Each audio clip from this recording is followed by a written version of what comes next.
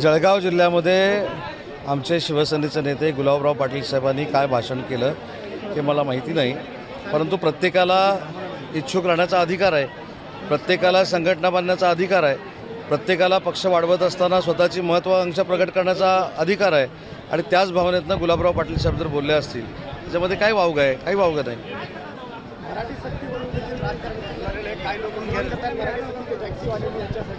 नाही, याबाबत उगाचच काही लोक राजकारण करत आहेत. मी स्वतः मराठी भाषेचा मंत्री आहे, त्याच्यामुळं जसं जिल्हाधिकारी होत असताना, जसं मुख्य कार्यकारी अधिकारी होत असताना, जसं पोलीस अधीक्षक होत असताना मराठीचा पेपर द्यावाच लागतो. त्याच्यामुळं कोणावर जबरदस्ती करून हे केलं जात नाही आहे. तर जे रिक्षावाले आहेत, जे टॅक्सीवाले आहेत, त्यांना देखील प्रामाणिक मराठी बोलता यावं ही भूमिका जर परिवहन मंडळाची असेल तर त्याचं उगाचच राजकारण करू नये. आणि दुसरी महत्त्वाची गोष्ट अशी आहे की त्यांना स्वतःहून शिका असं काही परिवहन मंडळ सांगत नाही, ते स्वतः देखील शिकवायला तयार आहेत. परंतु जो महाराष्ट्रामध्ये राहतो त्याला मराठी आली पाहिजे असं जर प्रताप सरनाईक म्हणाले असतील तर त्याच्यामध्ये वावगं काय? परंतु एक महत्त्वाची भूमिका अशी आहे की जो गैरसमज अमराठी लोकांमध्ये पसरवला जातो आहे तशा पद्धतीची नक्कीच शिवसेनेची आणि परिवहन विभागाची भूमिका नाही. त्याच्यामुळं फक्त त्यांनी शिकावं ही जर आग्रहाची भूमिका असेल तर त्याच्यामध्ये कोणी वावगं वाटून घेऊ नये. भावेश्वर बाबांनी जे काही विधान केलं त्याच्या अनुषंगाने काय सांगा? मी काल देखील याच्यावर सांगितलं की छत्रपती शिवाजी महाराज, छत्रपती संभाजी महाराज यांच्याबद्दल कुणी जरी, म्हणजे मी देखील वावगं बोललो किंवा अन्य कोणी मोठ्यात मोठ्या व्यक्ती वावगी बोलली तर ते काही योग्य ठरणार नाही.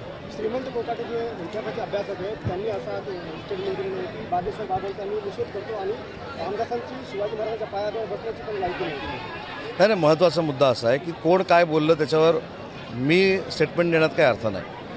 कोकाटे काय बोलले, अजून कोण बोलले, बागेश्वर महाराज काय बोलले हे मी ऐकलेलं देखील नाही. परंतु एक महत्त्वाची गोष्ट अशी आहे की छत्रपती शिवाजी महाराजांबद्दल कोणीही वावगं बोलू नये ही शिवसेनेची भूमिका आहे. छत्रपती संभाजी महाराजांबद्दल कुणीही वाईट बोलू नये एवढीच आमची भूमिका आहे आणि ती स्पष्ट आहे. मुखेडला जी MIDCची मंजुरी दिलेली आहे त्याबाबत काय आज वर्तमानपत्रांमध्ये बातम्या आहेत की मुख्यमंत्र्यांनी MIDCसाठी मुखेडच्या मंजुरी दिलेली आहे आणि जवळपास 45 हेक्टर जागा संपादित केल्या जातात. काय खरी बात? नाही, MIDC या जिल्ह्यामध्ये जर नांदेड जिल्ह्यामध्ये जर बघितलं तर अनेक ठिकाणी होते. अनेक माझे सहकारी याच्यासाठी प्रयत्नशील आहेत. मुखेडमध्ये देखील आम्ही नोटिफिकेशन काढलेलं आहे आणि नोटिफिकेशन नंतर आता पुढची प्रोसिजर होणार आहे. बरं, नांदेडमध्ये जो हेलिकॉप्टर निर्मितीचा प्रकल्प आहे त्या संदर्भात जरा संभ्रम आहे की नेमका काय प्रकल्प आहे? हेलिकॉप्टरचे पार्ट्स बनणार आहे? नाही, मला देखील संभ्रम आहे. मला आता नांदेडमध्ये आल्यानंतर कळलं की हेलिकॉप्टरचे पार्ट इथे बनवले जाणार आहेत. मला आता हेमंत पाटील साहेब म्हणाले की तुम्ही काय आता हेलिकॉप्टर बनवता का MIDC मार्फत? तर आतापर्यंत नांदेडचं विमानतळ हे MIDCकडे हे मला माहीत होतं, परंतु आम्ही ते वापरायला आता महाराष्ट्र विमान प्राधिकरणाकडे दिलेलं आहे. परंतु हेलिकॉप्टरचा कारखाना कधी येणार आहे, कसा येणार आहे त्याची मी पूर्ण माहिती घेईन आणि पुढच्या वेळी नांदेडला ज्यावेळी येईन त्यावेळी त्याचं स्पष्टीकरण करेन. तो करार झालेला आहे, जवळपास 4000 कोटीचा तो करार आहे असं अशोक चव्हाणांनी ट्विट केलेलं होतं. काय खरी परिस्थिती? अशोक चव्हाण साहेब हे आमचे ज्येष्ठ मार्गदर्शक आहेत, त्यांच्याशी मी चर्चा करेन आणि पुढच्या दौऱ्यामध्ये तुम्हाला सांगेन ना. परत एकदा टायगर ऑपरेशन टायगरची चर्चा काय नेमकं खरं होणार आणि आता सामूहिक विवाह सोहळ्याला आलेलो आहे, त्याच्यामुळे टायगर ऑपरेशनवर चर्चा न केलेली बरी.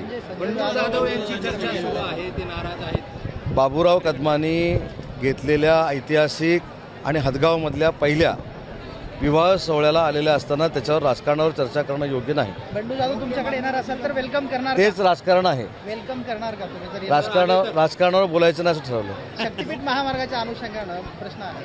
राजू शेट्टी म्हणले जर तुम्ही जर अशा पद्धतीचा शक्तीपीठ महामार्गाचा करणारच असं जर ठरवलं असेल तर आम्ही कायदा हातामध्ये घेऊ. नाही, राजू शेट्टींचा जर काही गैरसमज असेल तर सरकार नक्की दूर करेल. परंतु शक्तीपीठ महामार्ग जसा समृद्धी महामार्ग हा महाराष्ट्राच्या विकासाला गती देणारा ठरणार, गेम चेंजर ठरणार, तसाच शक्तीपीठ हा देखील गेम चेंजर ठरणार आहे. त्याच्यामुळे जे जे कोण घटक असतील त्यांची समजूत काढली जाईल.